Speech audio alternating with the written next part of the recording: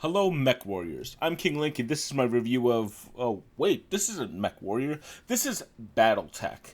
And yeah, if you've seen my preview, I've actually gone over this before, but just quickly, this is BattleTech. It's actually based on a tabletop game from the 80s, and it revolves around mechs, of course.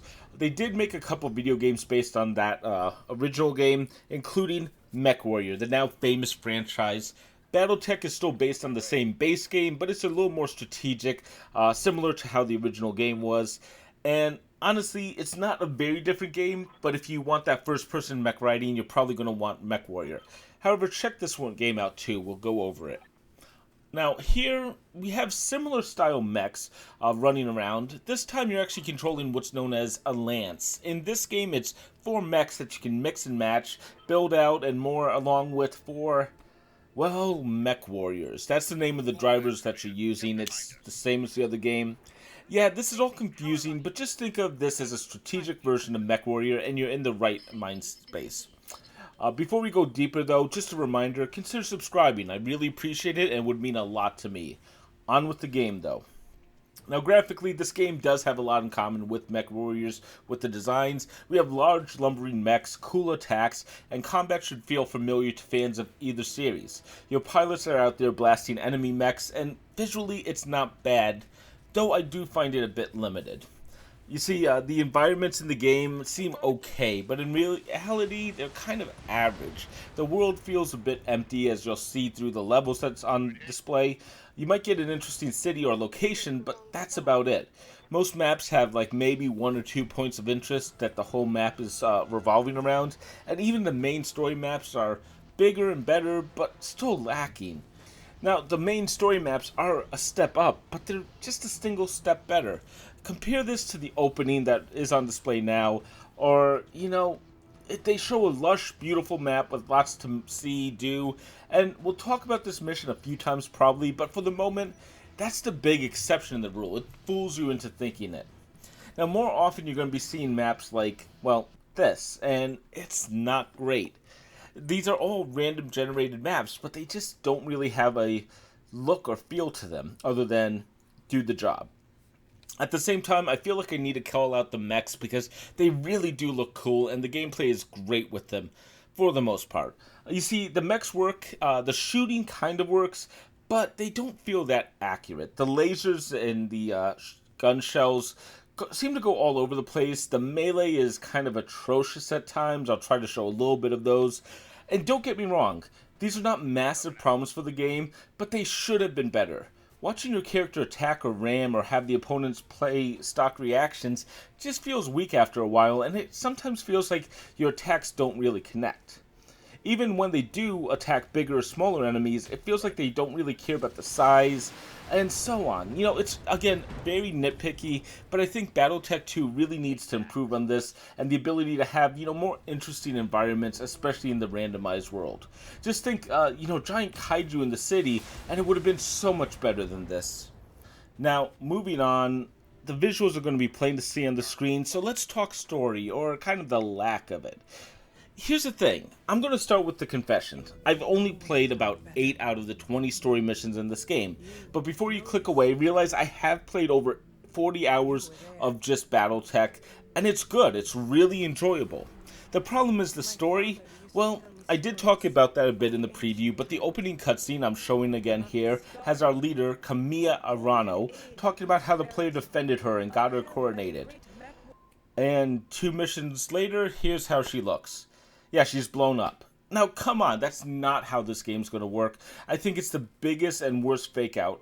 But 3 years have passed, you're already leading a team of mercs, and very shortly, the surprise twist is Camilla Arano is alive with her lieutenant, and it's just really poorly done. It could have been done so much better, especially if you didn't have that starting scene where you basically say, she's not going to die. Now, here's the other problem I have with the story here. It's kind of weak, and it all matters on how often you're going to do the official story missions. Yeah, there's official missions, and then there's side missions to help you power up. We'll talk about those a little bit later. Now, personally, I hammered through at least 5 or 6 story missions almost in a row. And while it worked, the fact is, I don't think this is how they intended you to play the game, as each story mission increases in difficulty significantly. And I don't mean it makes the mission a little harder, I think it's going to make the whole game harder from how I've seen it play. In fact, if you play like I'm doing, you're going to struggle. So really, you're actually supposed to be spending hours where you're just working on your team, building up your levels, and more. And then play the next mission where you take on the next piece of the story. But in that case, the story gets lost between these moments because of all those other missions you're going to have to run. We're talking 5 to 10 hours between the next piece of the thread. It's really not the best.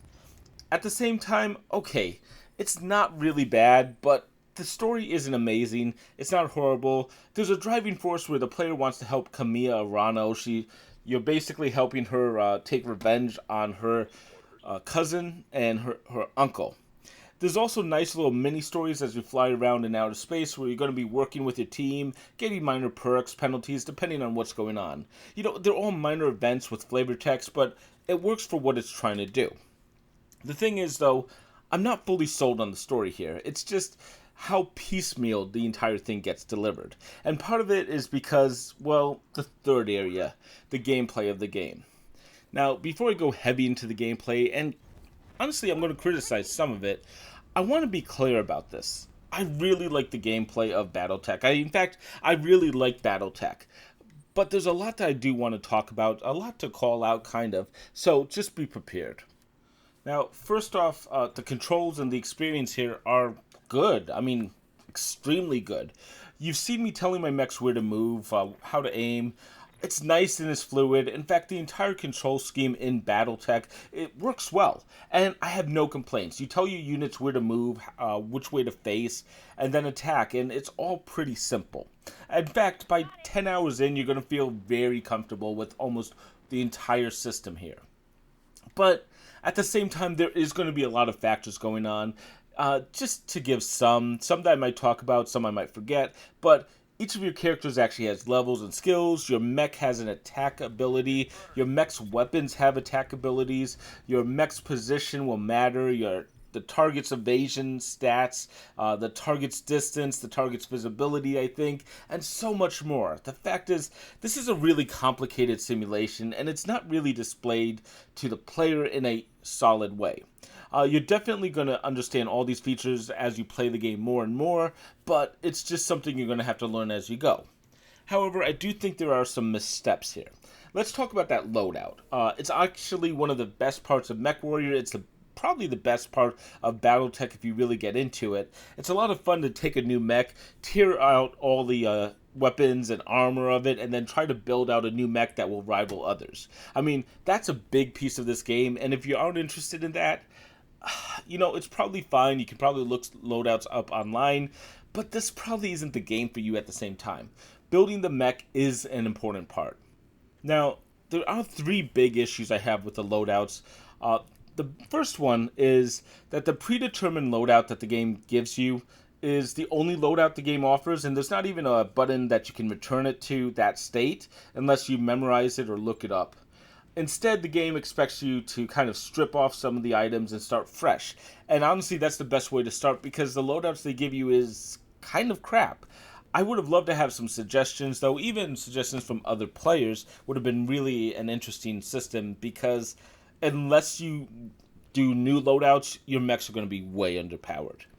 Second, major damage to your mech, like a loss of the limb or the arm, loses the weapons on those completely.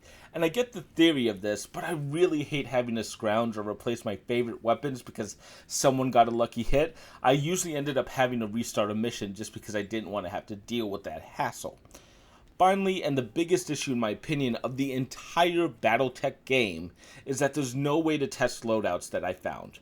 I could pay the time and the money to build the mech in that exact way, wait until it's done, deploy to a mission, and hope I won that mission, but that's a lot of work just to figure out if you like a specific build. It just doesn't work that well. And you're going to be doing that a decent amount. Like I said, a lot of the mechs in the game you earn are just going to be kind of crap. You get a lot of chassis, so a lot of new mechs. And I got a new mech every other mission, maybe even faster sometimes. And really, again, when you get a mech, you need to refit it before you try the next mission. So again, back to the loadouts. And theoretically, this could work, but there's a lot of guesswork here. Now, the second big problem of the game, maybe even the biggest again, I don't know exactly which one I hate more, but there's a lot of unknown or poor information in the game. Just an example, after a bunch of the decently hard missions, about the 8 story missions I talked about, I wanted a break, so I actually chose a 1 skull mission because that should be super easy compared to the 3 skull missions I was working on. My mech was destroyed in that 1 skull mission. This was my most valuable mech, the one that my main character played in, so I restarted, and then I tried a different mission. This time I got a 1.5 skull mission, and that mission was really hard due to the layout as well, and just the number of enemies who kind of swarmed me in the early turns.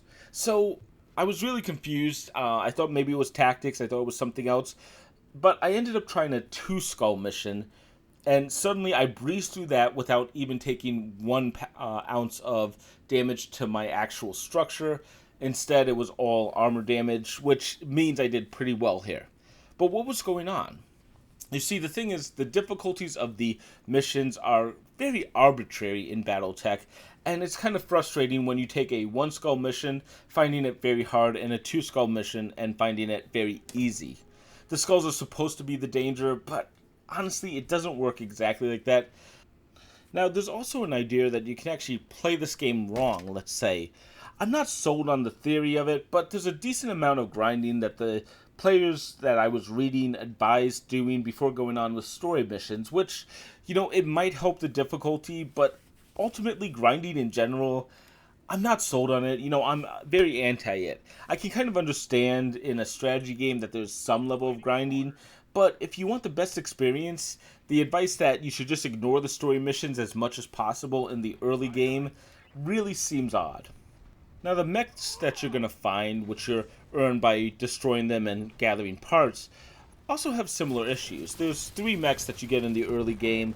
The Commando, which is a medium weight mech, the Quick Draw, which is the first heavy mech you're pretty much guaranteed to get, and then also the Dragon, are kind of weak mechs, and there's no way to really tell about this unless you build them out, try them out, and realize that you're having a hard time with them. On the other hand, there's a lightweight, mid-game mech called the Firestarter, which is incredible, fast, low heat generation, great jump jet ability, versatile.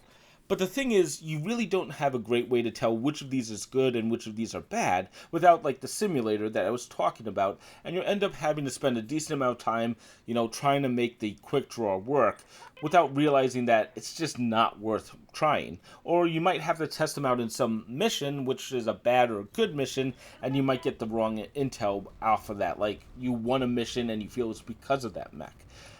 Admittedly, there's a small amount of luck factor that plays with this game, as well as it's kind of obvious here. The other option is, of course, researching online, reading other people's tier lists, reading what other people think, which is perfectly acceptable, but the fact that there's so much variability in the mechs, especially the early mechs, really makes it a little bit hard to tackle this game. The other thing is, how you play this game will matter. And I have been talking about how strategic this game is, and it is. You've been watching me play it, but there's 2 lessons I can give you that kind of shows you little flaws of this game. The first one is you want to clump your mechs together. You can't really split your mechs up that well because it means your really dumb enemies will fire all their weapons at the only mech they can see, and that mech will get demolished due to the amount of fire that hits it. What's odd though is that if you put all 4 mechs in the same area, your enemies will hit each mech about the same. They'll divide up their attacks, and that's really bad AI, but at the same time, it doesn't allow you to do anything too strategic because you tend to have to keep your mechs together as you move. Now, the second lesson I will give you is you're going to want to move your mechs around as much as possible to get evasive buffs. What these do is give you chances to dodge attacks. Standing your ground and fighting can work at very small amounts of time, but really moving gives you the best odds of survival, and yeah, these 2 strategies really feel odd. Now, this is already a long video. I don't want to go too heavy further here, but honestly, I want to say that stealth could have been fun, or at least abilities to use more of a strategic attack style. I actually found new appreciation of Mutant Year Zero after playing XCOM 2 and BattleTech. They're both good games, but the stealth here is, well, honestly non-existent. The combat, well, you use weird tactics because those are the only ones that seem to work well. Clumping together seems to work against the AI. Now, there is, of course, more, but it's going to be about the same. Minor nitpicks that are frustrating, but I played 40 hours of this game and I still love it. It's really fun, it's enjoyable. Every negative that I've been mentioning has been matched with something good, usually the gameplay or the tactics. And the tactics does work, even if it's tactical in odd ways. The thing is, this isn't the perfect strategy or tactical game. I haven't reviewed, but I think XCOM 2, especially the original, is a small step ahead of BattleTech.